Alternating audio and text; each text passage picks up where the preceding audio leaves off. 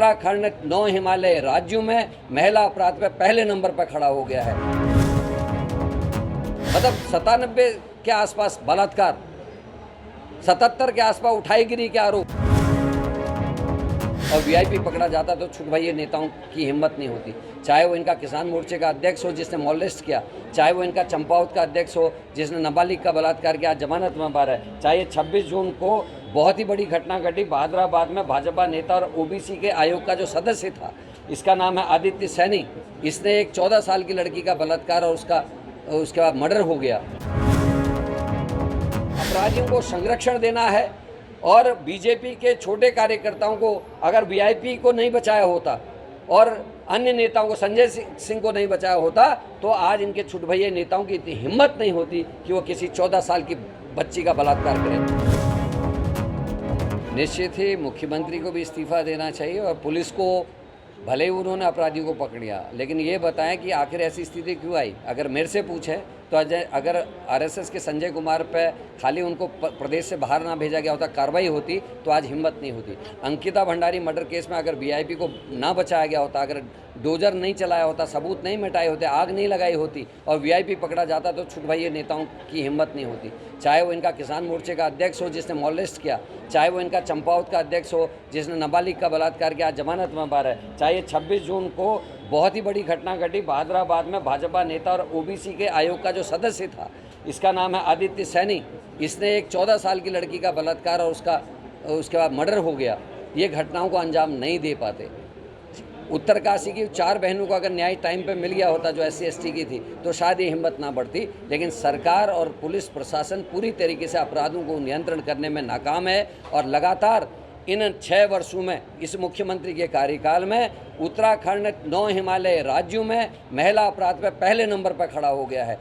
चाहे आप 20 के आंकड़े देख लीजिए, 22 के आंकड़े देख लीजिए, 23 के आंकड़े देख लीजिए और 24 के आंकड़े देख लीजिए, हद हो गई है। NCR भी हमारा उपक्रम नहीं है, ये केंद्र सरकार का उपक्रम है, उसके आंकड़ों के अनुसार मतलब 97 के आसपास बलात्कार, 77 के आसपास उठाईगिरी के आरोप।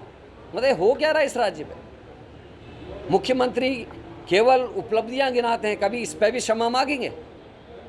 अपराध हो रहे, इनकी राजधानी में बिपिन रावत जैसे लड़के का मर्डर हो जाता है, 9 दिन तक उस अस्पताल में जन्म मरण के बंधन से जो लड़ रहा होता है, लेकिन मुख्यमंत्री उनकी पुलिस कुछ नहीं करती।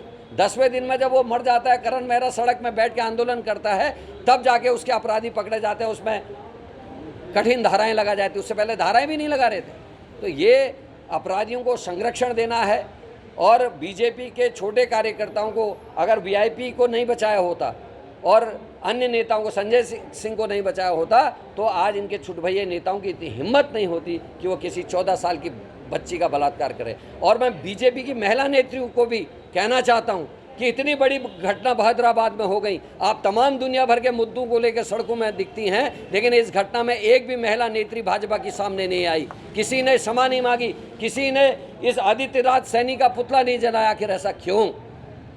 बीजेपी का नेता अपराध करे तो मौन ले लेती हैं। इनकी महिला आयोग के अध्यक्ष का एक स्टेटमेंट नहीं आना, यह भी अपने आप में एक सबूत है इस बात का कि भारतीय जनता पार्टी के नेता अपने कार्यकर्ताओं के द्वारा किए गए अपराध में उनको संरक्षण प्रदान करते हैं। और इनका जो प्रवक्ता है, उसने जो बेशर्मी का बयान दिया है, मैं उसकी भी घोर निंदा करता हूं। हम विपक्ष के लोग हैं, हमारा काम है अपराध पे और गलती पे हम उस पर बोलेंगे। उनका ये कहना कि कांग्रेस के आरोप निराधार है, आदित्य सैनी पे क्या बोलेंगे? क्या केवल उसको पदच्युत करना अपने आप में है? क्यों अपने संगठन के लोगों को डिसिप्लिन में नहीं रखते? क्यों इतनी अपराध की, महिला अपराध की घटना इनके कर्मचारी, इनके कार्यकर्ता कर रहे हैं? क्या एक्शन इन्होंने लिया? केवल पद से हटाना क्या बहुत बड़ी जिम्मेदारी का निर्वहन है?